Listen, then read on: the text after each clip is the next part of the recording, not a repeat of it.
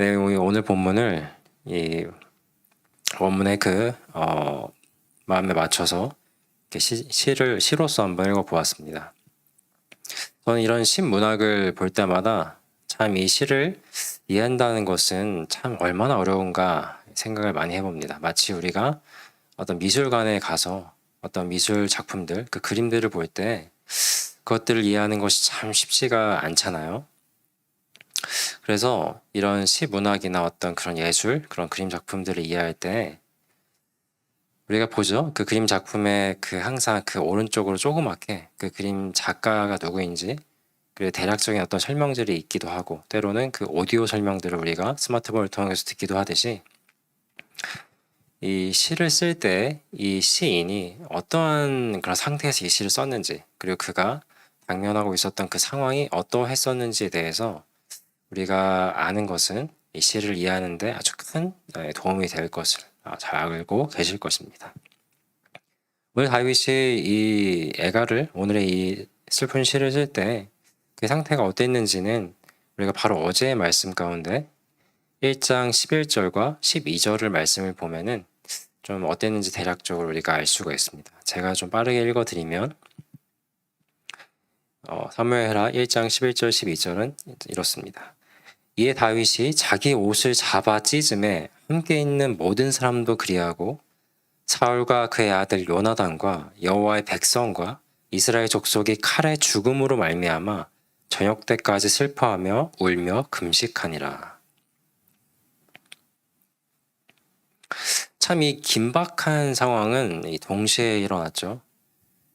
이 다윗이 이 시글락으로 돌아왔을 때 이 시글락이 완전 불타고 있었고 그의 가족들과 그 많은 모든 것들이 다 빼앗겨서 아말렉 그 사람들에게 빼앗겨가지고 참 그 다급한 상황 가운데 하나님을 의지하여서 그들을 쫓아가서 정말 극적으로 그들을 구출하고 빼앗긴 그 모든 것들과 더불어서 다 되찾아온 뒤에 얼마 되지 않은 이제 그 무렵에 그 상황 가운데 이 이스라엘은 이 길보아 산에서 이제 블레셋과 큰 전투를 벌이게 되었고 크게 패하여서 결국은 이 사울과 함께하고 있었던 그 세 아들 우리 요나단을 포함하여서 모두가 그 죽임을 당하게 되는 그런 비극이 참이 동시에 일어나게 됐던 것을 우리가 기억하실 것입니다. 이 다윗의 입장을 참 보면은 정말 이 시글락 그 큰 위기의 상황을 정말 극적으로 이제 벗어나 바로 그 순간에 정말 숨 돌릴 틈도 없이 이 민족의 그 큰 아픔을 맞이하게 되었고 그 큰 슬픔의 마음들이 그를 뒤덮게 되었다는 것을 우리가 보게 돼요. 그리고 그러한 상황 가운데 참이 구구절절한 이 애가가 이게 나오게 된 것인데 우리가 그동안 쭉 이 사무엘서를 쭉 살펴보지 않았습니까? 우리가 쭉 읽어온 독자로서 참 이 대목을 볼 때 참 이 설명하기가 어려운 참 이 복잡한 심정이 들게 됩니다. 저는 참 그런 복잡하고 참 이 안타까운 심정이 참 들었는데요. 참 이 다윗을 생각해도 안타깝고요. 그리고 이 사울과 요나단을 생각해도 참 안타깝고 그리고 이 이스라엘이 모든 이 민족들 생각했을 때도 참 안타까운 이 심정이었습니다. 이 민족이 참 대패하고 이 수많은 사람들이 목숨을 잃을 그때 다윗은 어디에 있었죠? 그들 편에 서 있지 못했고 그들과 함께하지 못했고 참 그 마음과 생각들은 한시도 이 하나님과 함께하고 있는 그 백성들이 우리 이스라엘 민족을 잊어보지 못했을 것인데 그는 정작 이때 블레셋 가운데 그리고 이 시글락에 있었던 것이죠. 그가 또 그렇게 잊고 싶었던 것도 아닌 그 모든 상황들과 어려움들이 그를 이렇게 이끌었다는 거에 있어서 그리하여서 참 이 민족의 수많은 사람들이 목숨을 잃을 때 함께하지 못했다는 것에 있어서 참 안타까운 마음이 들었습니다. 그리고 이 사울은 다윗에게 있어서는 참 그 대적이죠. 그리고 참 버림받은 실패한 왕으로서 스스로 그것을 자처하는 것이 너무 컸지만 그래도 이 마지막 순간에는 이 이스라엘 민족 가운데 그 대적과 싸우면서 그 마지막을 맞이했다는 거에 있어서 참 이 안타까움이 들었고요. 그리고 큰 믿음의 용사로서 우리 또한 큰 힘을 멋진 모습을 보여주었던 요나단이지만 그 또한 이 죽음을 피할 수 없었다는 점에서 참 안타까웠습니다. 이 독자인 저도 이런 상황을 볼 때 참 안타깝고 이 복잡한 심경인데 이 당사자인 다윗은 어떠했겠는가 생각해 봤을 때 그 마음을 우리가 미로 짐작해 볼 수 있죠. 그래서 이 에가에는 그러한 다윗의 참 그 심정이 담겨 있는 것입니다. 아주 이 절절한 참 이 진심 어린 그 이 에가를 우리가 오늘 이 본문을 보면서 통해서 한 두 가지 정도를 좀 함께 살펴보고자 합니다. 먼저는 이 다윗이라는 이 사람이 이 에가를 통해서 우리가 볼 때 이 다윗이라는 이 사람이 하나님 앞에서 참 어떠한 사람이었는가를 좀 먼저 살펴보길 원하고요. 두 번째로는 참 이 그가 가졌던 이 신앙 인격이 어떠했는가를 좀 살펴보길 원하는 것입니다. 먼저 이 다윗이라는 사람은 이 하나님 앞에 어떠한 사람이었습니까? 저는 이 다윗이라는 사람이 참으로 하나님의 주권을 인정했던 사람이었구나라는 것을 좀 보게 되었어요. 우리가 이 다윗의 인생을 잠깐 보게 되면은 그 처음 그 시작이 어떠했는지 기억하실 겁니다. 제가 생각했을 때 다윗은 그 시작을 참 물음표로 시작했을 것 같아요. 참 이게 어떤 의미일까, 어떤 뜻일까, 이제 이런 마음에 시작했을 것 같아요. 왜냐하면은 그가 이렇게 가족의 가축들을 다 가축대를 치면서 이 양치는 목자로서 그렇게 살아갈 그러던 어느 날 갑자기 불려지고 기름 부음을 받게 되는 일을 겪게 되죠. 그죠? 그런데 여기서 생각해 보게 되었지 않겠습니까? 나라는 분명 하나죠. 이스라엘 나라는 하나인데 그 가운데 기름 부어서 왕으로 세워진 자는 지금 2명이 된 상황이란 말이에요. 하나님을 믿고 의지하며 살아가는 사람으로서 이 왕을 세우고도 패하는 이는 오직 하나님뿐이신데 그것을 인정하고 있는 사람으로서 그렇게 하실 수 있는 분은 오직 하나님뿐이신데 이 하나님께서 한 나라에 2사람에게 기름을 부어주시는 이 상황이 발생한다는 것.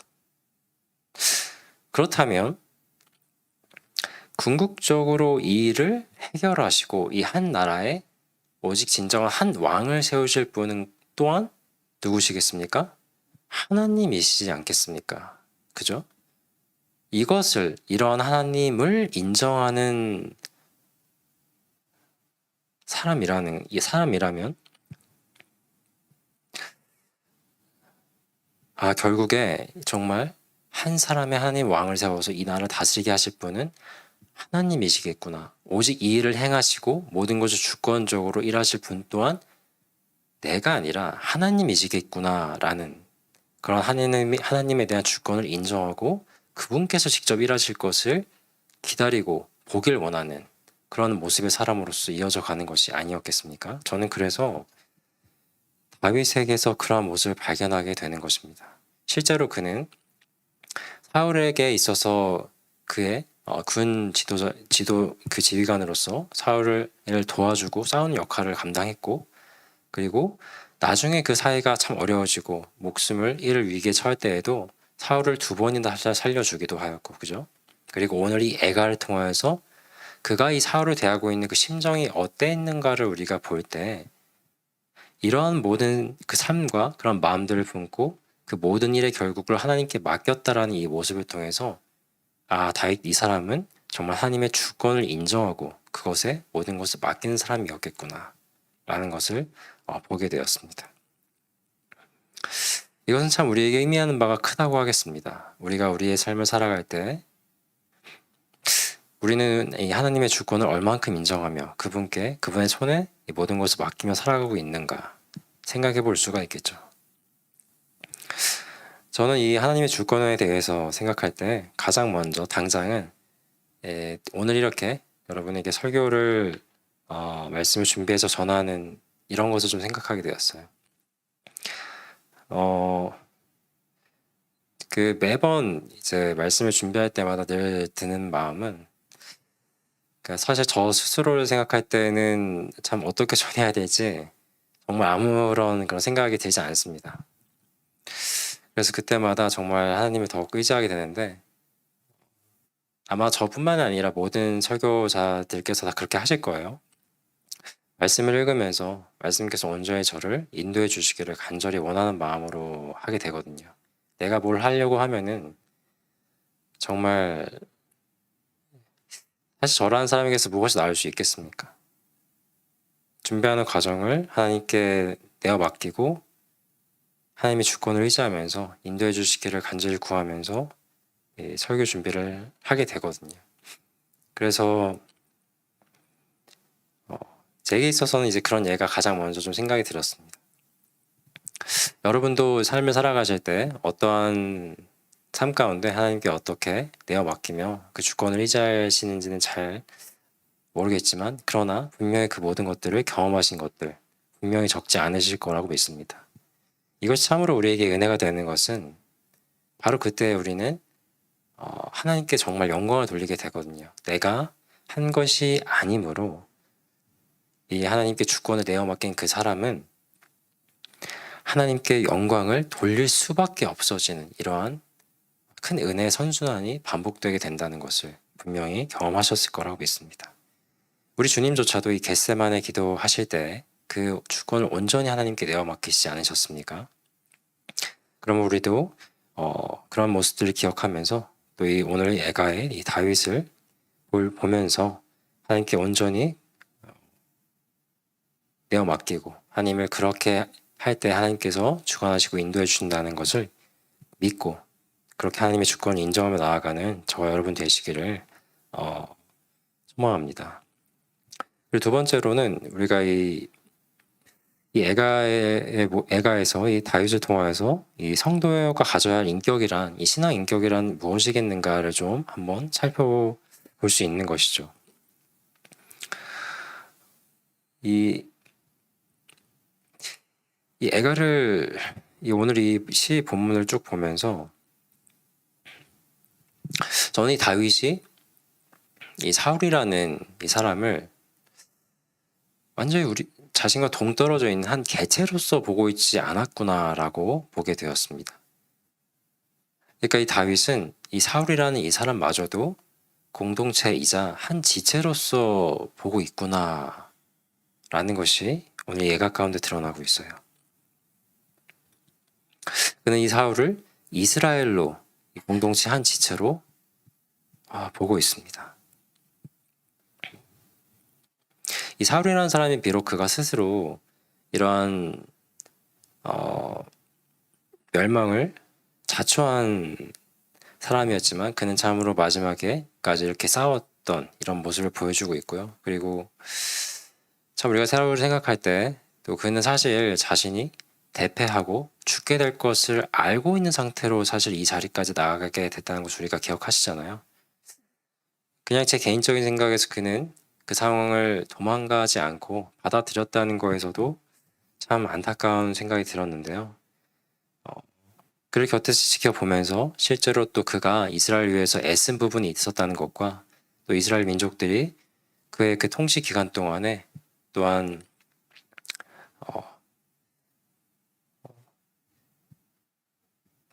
그 필요한 물품들이라든지 또 어느 정도 삶을 즐길 수 있는 그런 여유들도 때로는 가지고 있었다라는 그런 표현도 나와 있는데 다윗은 이 사울이 그래도 애썼던 것들을 또 기억하고 또한 그가 하나님의 이 기름 부음을 받은 자로서의 안타까운 결말을 맞긴 하였지만 그간의 그의 그런 삶들을 이 함께했던 공동체이자 또 그저 그냥 내가 그냥 딱 무자르듯이 잘라버려가지고 아예 떼서 나와는 전혀 별개이고 나랑 전혀 상관없는 정말 내가 다시는 보고 싶지도 않고 다시는 생각하고 싶지조차 않은 그런 원수이자 대적자로서 그를 완전히 단정짓고 결론지어서 떼어 버려버린 그런 그를 그렇게 대한 것이 아니라 오늘 우리가 이 애가에서의 이 다윗의 이 심정을 살펴보았듯이 그를 이스라엘이라는 한 공동체의 한 지체로서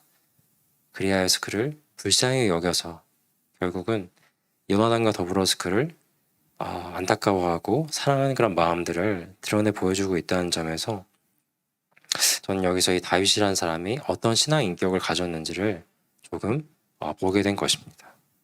이것을 우리가 우리 삶 가운데 적용해 보아야 하겠지요.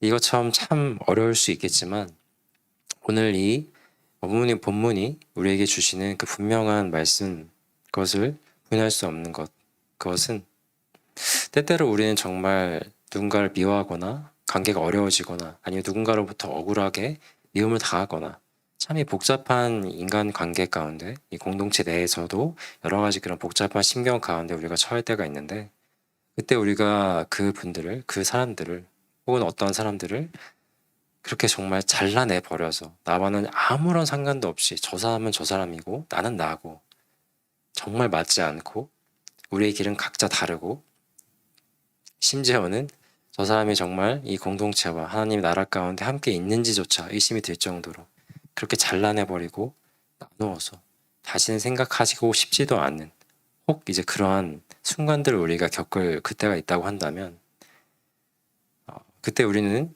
이 다윗의 모습과 그리고 그가 마지막에 이 전국에 그가 마치 그랬을 것 같은 그 사람에 대해서 어떻게 기억하고 있고 시를 씀으로써 그 마음을 표현하고 있는지를 기억할 때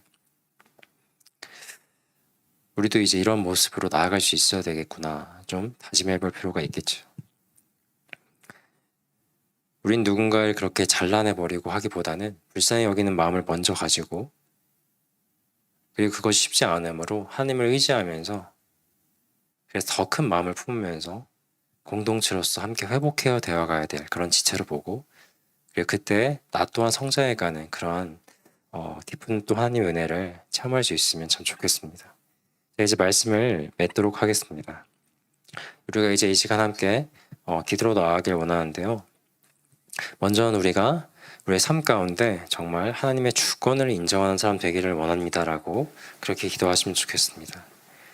우리가 그리하여서 우리의 모든 일생을 주님께 내어 맡겨드리고 그리하여서 주님께서 나를 어떻게 이끌어 가시며 그리고 그 복된 길 가운데 내가 어떻게 하나님께 영광을 돌리게 될 것인지를 정말 기대하면서 나아가는 저와 여러분 되시기를 원합니다. 또 이어서는 정말 우리가 참 주님의 마음을 또 다윗의 마음을 품어서 때로는 나의 대적과도 같고 참 품기 어려운 그런 사람을 만나게 될 그때 그를 불쌍히 여기고 정말 하나님께서 함께하게 하신 공동체의 지체로서 그를 바라보면서 기도하며 나아갈 수 있는 그리하여서 나의 신앙 인격이 주님 앞에서 정말 순전해지고 더욱더 성숙해지는 그런 자녀 되기를 원합니다라고 이 시간 함께 통성으로 기도하도록 하시겠습니다.